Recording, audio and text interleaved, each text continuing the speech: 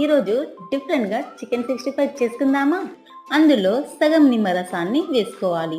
1 spoon కారం, ఉప్పు, half spoon పసుపు వేసి మంచిగా మిక్స్ చేసుకోవాలి.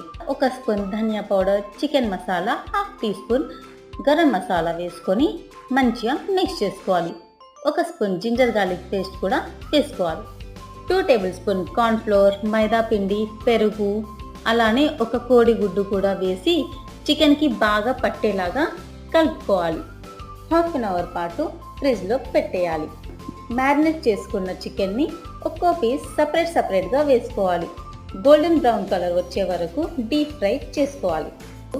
ఆయిల్లో పచ్చిమిర్చి, చాప్ చేసిన ఎల్లిపాయలు, కరివేపాకు వేసుకోండి. Red chilli paste, soya sauce, tomato sauce, మనం డీప్ ఫ్రై చేసుకున్న చికెన్ ఉంది కదా, ఈ సాసెస్లో వేసుకొని మంచిగా మిక్స్ చేసుకోవాలి. టేస్ట్ అయితే చాలా బాగుంది.